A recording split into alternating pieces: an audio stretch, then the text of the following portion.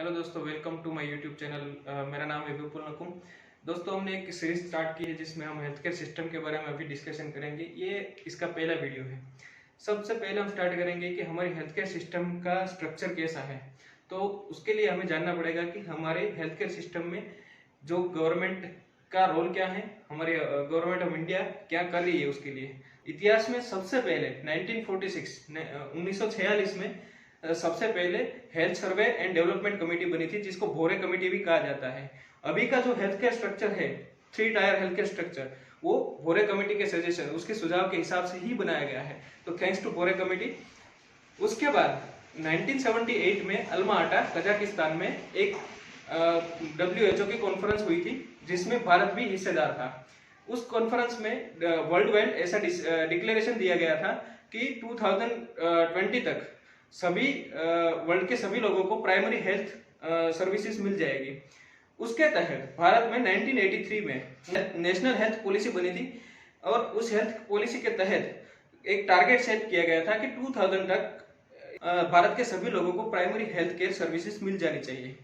1983 से 2000 तक का टारगेट जो रखा गया था, वो कितना सच है, कितना फुलफिल हुआ, ये तो डिबेट की बात है। लेकिन 2002 में फिर से नेशनल हेल्थ पॉलिसी को बनाया गया और कुछ नए टारगेट, नए ऑब्जेक्टिव सेट किए गए। उसमें से मेन नेशनल हेल्थ पॉलिसी 2002 के 3 ऑब्जेक्टिव थे।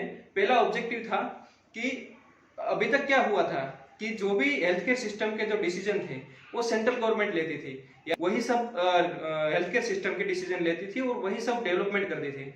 लेकिन 2002 की पॉलिसी के तहत हेल्थ केयर सिस्टम को डिसेंट्रलाइज करना चाहिए, ऐसा सुझाव दिया गया। दूसरा था कि प्राइवेट सेक्टर को भी हेल्थ केयर सिस्टम में इन्वॉल्व करना चाहिए। सिर्फ पब्लिक हेल्थ केयर सिस्टम, जैसे कि गवर्नमेंट हॉस्पिटल से, गवर्नमेंट के जो भी सेक्टर हेल्थ केयर सिस्टम के जो पहिए है, उसके साथ साथ प्राइवेट सेक्टर को भी इन्वॉल्व करना चाहिए। ये दूसरा सुझाव था। तीसरा सुझाव था कि एलोपैथी का ही पहले हेल्थ केयर सिस्टम में सबसे ज्यादा इन्वॉल्वमेंट था। वो इन्वॉल्वमेंट को साथ रखते हुए दूसरे ट्रेडिशनल फॉर्म ऑफ मेडिसिन है, जैसे कि आयुर्वेदा हो गया, होम्योपैथी, यूनानी, सिद्धा है, वो सभी टाइप की मेडिसिन को भी हेल्थ केयर सिस्टम का पार्ट बनाया जाए और उसको भी प्रमोट किया जाए। ये 3 मेन ऑब्जेक्टिव थे। 2002 की हेल्थ केयर पॉलिसी के बाद 2017 में नई हेल्थ केयर पॉलिसी आई। तब तक ये सब जो था वो चलता रहा। साथ साथ तब तक के जो डिसीजेस कंडीशन थी, पब्लिक के जो टेक्नोलॉजी थी, नई मेडिसिन थी, वो सब कुछ बहुत सारा ग्रो हो चुका था। और 2017 में जब मोदी गवर्नमेंट आई, तो सबसे लेटेस्ट नेशनल हेल्थ पॉलिसी बनाएगी। जो नेशनल हेल्थ पॉलिसी 2017 बनाएगी, 2017 में 2017 में जो हेल्थ केयर पॉलिसी बनाएगी, वो बहुत डिटेल थी। उस डिटेल पॉलिसी में उसके मेन 3 ऑब्जेक्टिव रखे गए, जैसे कि progressively achieve universal health coverage. Universal health coverage यानी कि सभी को हेल्थ कवरेज, सभी टाइप का हेल्थ कवरेज मिलना चाहिए। तो उस ऑब्जेक्टिव को फुलफिल करने के लिए गवर्नमेंट ने कुछ स्टेप्स लिए, जैसे कि free comprehensive primary health care service सभी को मिले।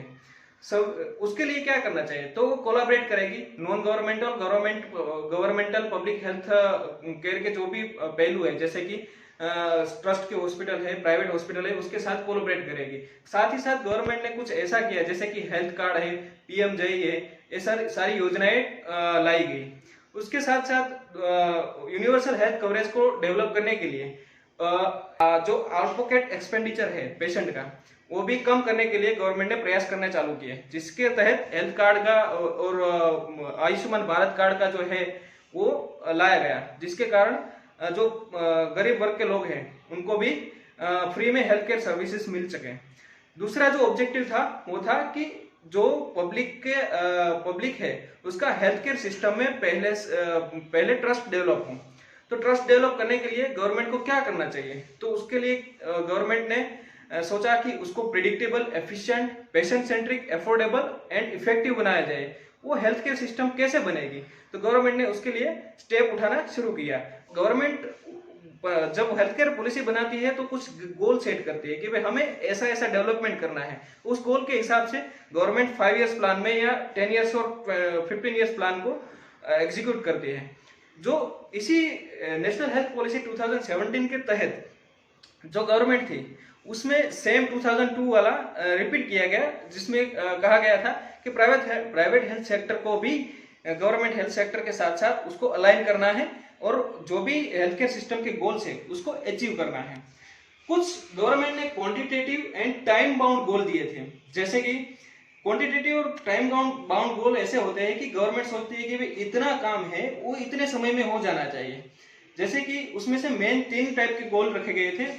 पहला गोल था health status and programme impact. Programme जो गवर्नमेंट चलाती है, अलग अलग प्रोग्राम्स चलाती है, तो उसका इम्पैक्ट हेल्थ स्टेटस पे क्या आता है। तो उसमें भी कुछ मुद्दे रखे गए थे, जैसे कि लाइफ एक्सपेक्टेंसी है। लाइफ एक्सपेक्टेंसी अभी तक जो थी वो थी 2017 में 67.5%। वो 2025 तक गोल सेट किया गया था कि 70 इयर्स तक लाइफ एक्सपेक्टेंसी बढ़ जाए। लाइफ एक्सपेक्टेंसी का मतलब होता है कि इंसान बर्थ से कितने साल जिएगा। तो 2018 में जो सर्वे हुआ था उसमें ये 69.4% तक बढ़ चुकी थी। टोटल फर्टिलिटी रेट का भी एक पहलू रखा गया था, जिसमें 2025 तक 2.1 का टारगेट रखा था कि उसको वहां तक लाया जाए। वो 2.0 तक अचीव हो चुका था 2021 तक।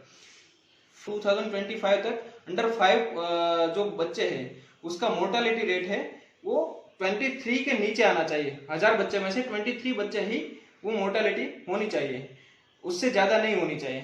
वो अभी भी वो टारगेट सेम ही है। जो भी 2018 का सर्वे था, 2018 का सर्वे था, उसमें वो डिक्रीज होकर 36 तक आ गया है। Same thing neonatal mortality. Neonatal mortality यानी कि न्यूबॉर्न बेबीज है, जो नए जन्मजात है, उसका जो डेथ रेशियो है वो 2025 तक उसका टारगेट 16 का रखा था कि वो 16 से ज्यादा नहीं होना चाहिए। वो अभी तक 2018 का सर्वे के हिसाब से 23 तक पहुंच चुका है। कि HIV एड्स को है तो 2020 तक 90 का रेशियो मेंटेन करना है। 90 है वो ग्लोबल टारगेट है, WHO का टारगेट है। WHO में एक कॉन्फ्रेंस हुई थी, उसमें ये टारगेट डिसाइड किया गया था, जिसमें ये कहा गया था कि जो भी HIV पॉजिटिव पेशेंट है उसमें से 90% पेशेंट को पता होना चाहिए कि हाँ भाई मुझे HIV है। साथ ही साथ दूसरा 90 इसलिए है कि जो 90% पेशेंट जो डिटेक्ट हो चुके हैं HIV पॉजिटिव के लिए, उसमें से 90% पेशेंट को ART यानी कि एंटी रिट्रोवायरल थेरापी मिल जानी चाहिए। और तीसरा 90% ये है कि जो एंटी रेट्रोवायरल थेरापी दी गई है उसमें से 90% यानी कि 90% लोगों को उसमें से डिसीज का सप्रेशन, डिसीज कम होना चाहिए। ये टारगेट था गवर्नमेंट का। कुछ हद तक ये सब कुछ दोनों टारगेट, पहले 2 टारगेट थे 90% HIV पॉजिटिव लोगों को पता होना चाहिए और एंटी रिट्रोवायरल थेरापी भी 90% लोगों को दे देनी चाहिए। तो वो टारगेट तो अचीव होते दिख रहे हैं, लेकिन जो 90% लोगों को डिसीज सप्रेशन होना चाहिए वो टारगेट कहीं ना कहीं अभी नहीं दिख रहा है। साथ ही साथ ब्लाइंडनेस का भी प्रेवलेंस कम होना चाहिए। 2025 तक 0.25% ही ब्लाइंडनेस होनी चाहिए, इतनी कम हो जानी चाहिए। वो टारगेट भी अभी गवर्नमेंट ने रखा है। 2019 का जो सर्वे हुआ था उसके हिसाब से 36% का जो है वो टारगेट अचीव हो चुका है। एंड टाइम बाउंड गोल में पहला जो था वो health status and programme impact वाला, उसमें गवर्नमेंट ने एक गोल रखा था कि premature mortality from cardiovascular diseases है, डायबिटीज है, कैंसर है, क्रोनिक रेस्पिरेटरी डिसीज है, उसके कारण 25% से कम जो है वो 2025 तक मोर्टालिटी होनी चाहिए।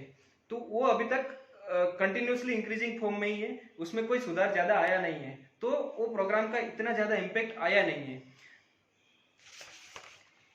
अब दूसरा जो गोल था, जो हेल्थ सिस्टम परफॉर्मेंस का जो है, वो गोल रखा गया था कि हेल्थ सिस्टम हमारी कैसे परफॉर्म करेगी।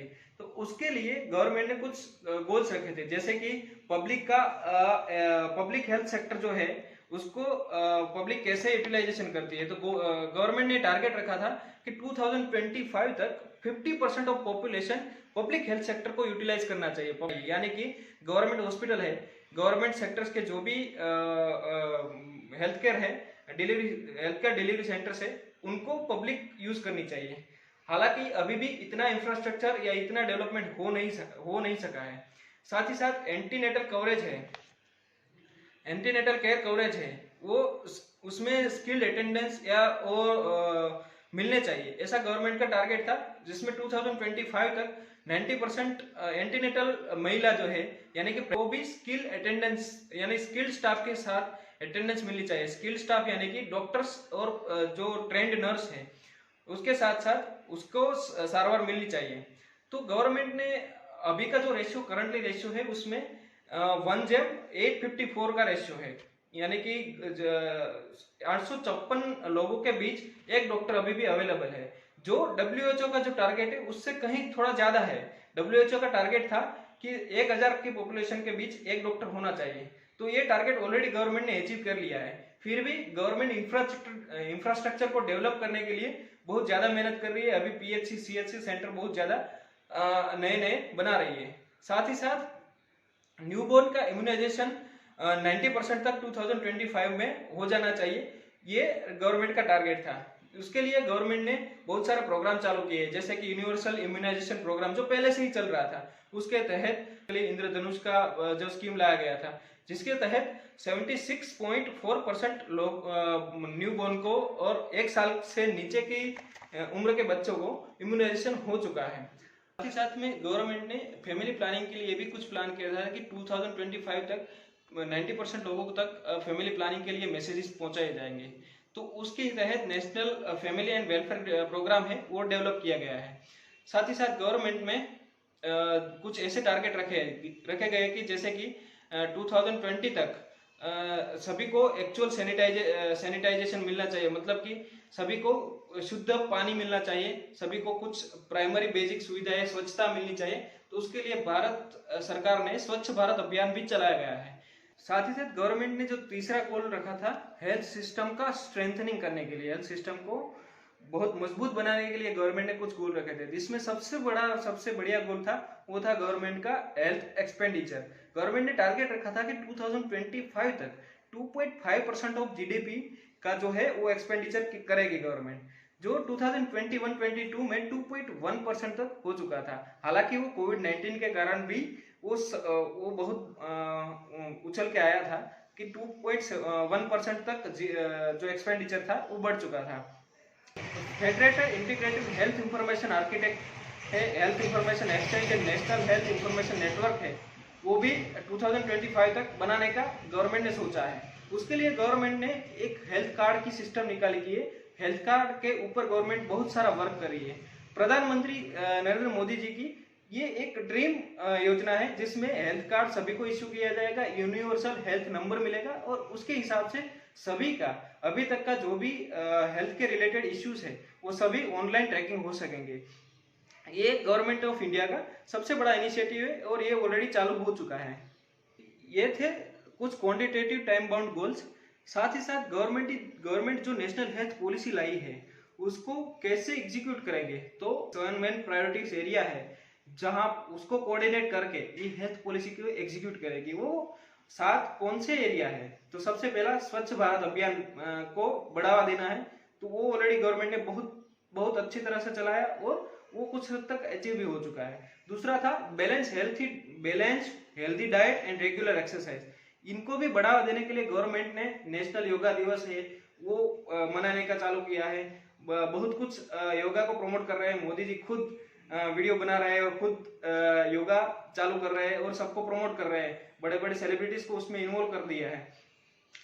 तीसरा था addressing tobacco alcohol and substance abuse, उसको एड्रेस करना था। गवर्नमेंट ने टोबैको और अल्कोहल और ड्रग्स ऑफ एब्यूज का कम करने के लिए बहुत सारे नॉर्म्स बनाए गए हैं। उसमें से सबसे बढ़िया नॉर्म्स ये है कि किसी भी टोबैको या फिर अल्कोहल की कोई भी एड जो है वो पब्लिक प्लेस में नहीं चलाई जाएगी। साथ ही साथ गवर्नमेंट ने यात्री सुरक्षा की एक स्कीम निकाली थी, जिसमें जो रेल और रोड अकस्मात होते हैं उसको प्रिवेंट किया जाए, उसके लिए यात्री सुरक्षा योजना भी निकाली गई है।